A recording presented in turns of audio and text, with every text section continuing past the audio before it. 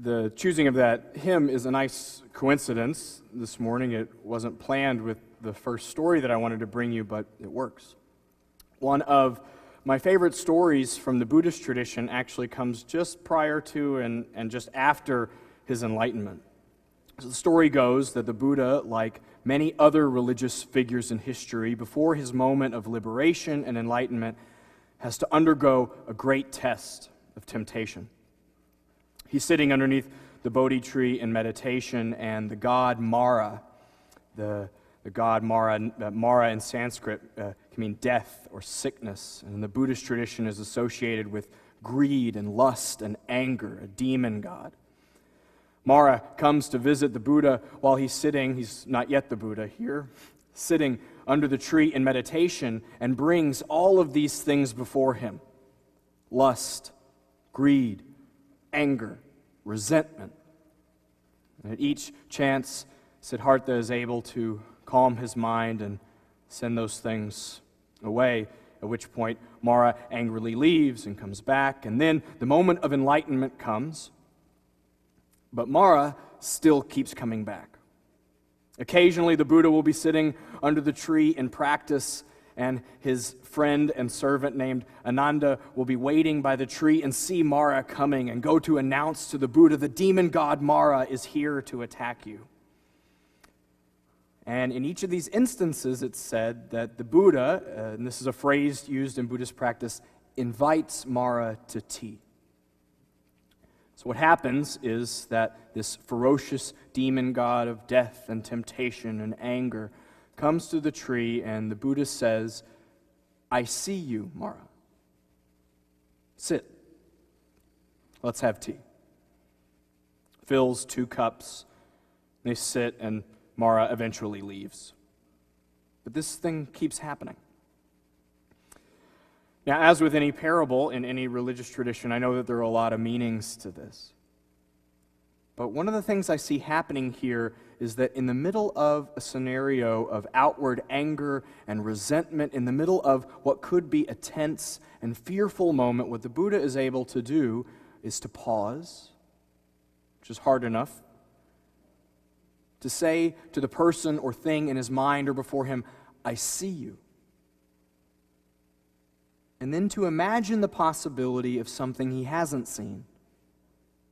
The monster can be a guest for tea. This is not something that we're conditioned to do. To pause when we could fall into a fearful or angry story, when we fall into patterns of resentment, and to stop and breathe and say, "I see you." To imagine something bigger than that moment as possible. Now, I am pretty interested in our moral imaginations and how our ability to imagine something changes our ability to be moral human beings. Not just as a minister, it was also my field of study in seminary and graduate school. My thesis was on a field called comparative religious aesthetics and ethics. Basically, the idea that the arts can affect the way that we are with one another. Presence of fiction and poetry, drama, narrative, art, and visualization can change our inner capacity to be good for one another. I studied at the time ancient Hindu plays that said that if you could position your body in just the right way, you could elicit a very particular emotion from the audience, and that was a good thing. That you wanted people to feel fear in the presence of the evil villain, and so you could position your body and say just the right words to make a fearful presence happen in the crowd. Or that if you wanted someone to feel joy or love or peace, you could move your eyes in a certain way or stand in just the right posture with the tone of voice. Other people said that was rubbish, that it wasn't possible, and that you shouldn't do it. There were people that I studied, more modern people, who would say, listen, what you want out of art is for people to maintain their critical capacities. You don't want them falling into some trance of empathy with the characters. You want them to be able to say, aha, I get this fact, I will change something about the world. And there's a debate about whether or not we should be in empathy with the characters we meet or not. What modern science is revealing is that some of that ancient Hindu theory was right. For those of you who have looked into things called mirror neurons, what science is showing about the way our brains work is that when I see someone in pain, something literally inside my brain lights up that makes me experience pain. And some of those mirror neurons are the same things that make me act, my motor function. When I see pain, I feel it and want to act immediately. When I see a tennis player on TV move their arm, something in me feels a movement, even if it's slight. And to me, this is incredibly interesting and good news, because it says that there's something in us that we can't lose that deeply wants to connect with other human beings. In the first sermon of the theme year, Daniel mentioned that Christians, as a practice, engage in the creative act of imagining that their minds are not private things. When they pray, the mind of God enters their own. Well, there may be something to that. Our minds, our experiences may not be private things. We may be literally affecting each other by our presence more than we know. Now, just because I did this work in graduate school, my ego was pleased to read some work that in the last few weeks in preparation from some neuroscientists in Toronto in the United States that showed that fiction is good for you. I love this. These scientists in Toronto got preschoolers together and they set them down and they had them read fiction and nonfiction stories. And then they watched their behavior in specific experiments over the course of days and weeks. And the more stories children heard, the more pro-social behavior they exhibited. This works with adults too. They took adults and gave them fiction and nonfiction short stories and then had them look at pictures of people's eyes who were feeling particular emotions. The people who read more fiction over the course of the week were able to tell the real emotional states of the eyes more than the nonfiction people. Now, I don't know what the implications of this are for a church that can be kind of a just the facts, ma'am kind of place, but I think it's important. It even showed that the simple act of hearing a story of another person influenced whether we helped each other when we needed it or not. A researcher would read fiction to a people and then trip on the floor and drop a box of pens. The people who read the fiction stories helped far more often than the people who heard nonfiction stories. Now, it's just picking up pens, but I think it says something. The stories that we encounter and tell about ourselves and other people affect how we live and move through the world in ways that I don't even think we realize in most of our life. But I don't think I have to tell you that not all fictions are good for us. I'm pretty sure that you tell the kind of stories that I tell about people. Anxiety-filled stories, small stories that don't leave much room for mystery or possibility in other human beings. And in our society, Mara is everywhere. We are in a chronically anxious, chronically angry society that by recent measurements in data shows that we're the most anxious people on the planet Earth and some of the angriest. Our culture seems okay with the notion that you can, by force, get what you want, or at least we don't speak out about it too much. A lot of people get ahead like that, and we sometimes celebrate anger or acting out or being out of control in our media. Just look at the government shutdown looming. Yeah? We're also poised in a position. Remember, the neurons in your head that connect your action to your stories about other people are not that far apart. But we are in a time and place in which it is easy to act quicker than we can be responsible for. 100 years ago, if I was angry with my neighbor who lived a mile down the road, I would become upset and then go out to my horse and saddle my horse and get on and ride a mile down the road and get down and tell them about it. Now I just text him. It's easy. And I can do it before I've thought about the kind of story I'm telling about him or her. I can send off an email, I can text, I can say words that come out of my mouth quicker than the story's been told. What I found in paying attention to the stories I tell about people is that I get this problem the simpler the story gets. My real trouble comes when I begin to divide the world into two categories: full-out saints and full-out sinners. Friends and foes, supporters and people who don't support me. When those are the only two categories we have, it's not good for anybody. Look at what happens when we can only believe that someone is a saint. If the only other category is monster at the tree, people get away with a lot of bad behavior so they can keep that saint role. We let coaches or teachers or public officials or community leaders get away with incredibly irresponsible and unethical behavior because we're unwilling to put them in the other category, which is one of the only other ones we have. Or we don't see possibility in people that we've already labeled all-out sinners, for lack of a better term. I wonder what labels you use to define yourself. Victim, hard worker, achiever, long-suffering spouse. There was a response there. The good person. Think of how much bad we can do trying to defend our image as the good person. Holding on to these simple stories doesn't allow us to be good for one another.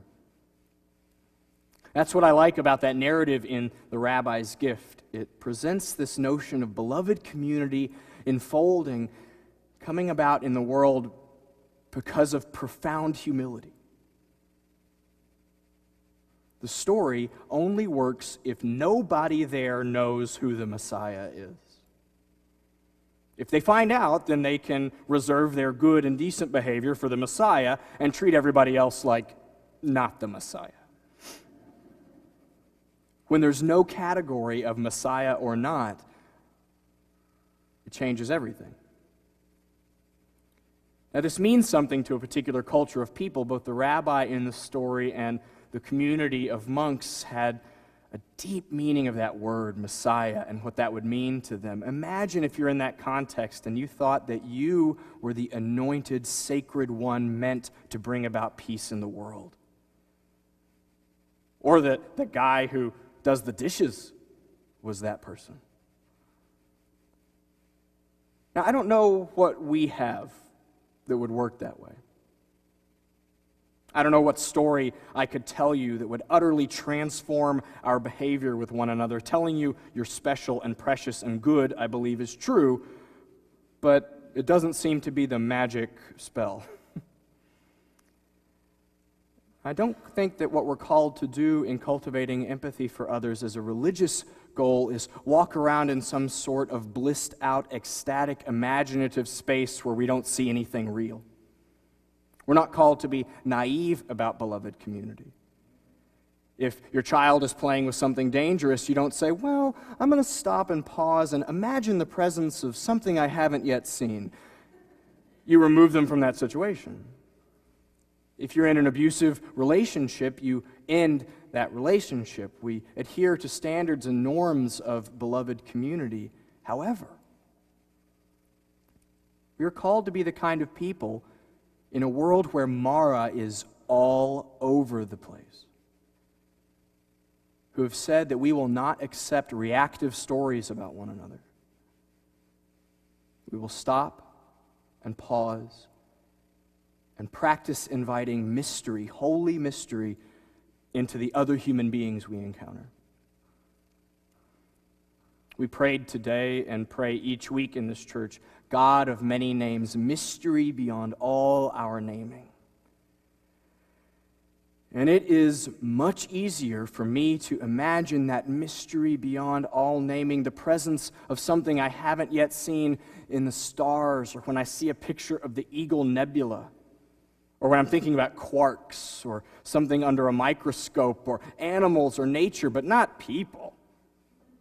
People I know, people I see day in and day out. In fact, the more familiar those people get to me, sometimes the smaller and the smaller the story gets, to the point where there's not much mystery left. But our imaginations can change that. Now, inevitably, a sermon about empathy, moral imagination, the calling to relax the stories that we tell about each other and be good for one another, inevitably, this is the kind of sermon when someone comes up to me in the receiving line afterwards and tells me they know somebody else who really needs to hear that sermon. This is what happens. I think this probably happens to you. This happens in sermons on forgiveness. Somebody comes up and says, you know what? My jerk brother-in-law really needs to hear that sermon because 10 years ago at Thanksgiving, I dropped the turkey and he wouldn't let me get over it, and I've been angry with him about it for a decade, and I'm sending him that sermon so that he can listen to it. You can tell how that story goes. This is an opportunity for me to say, today, think of it for yourself. For me.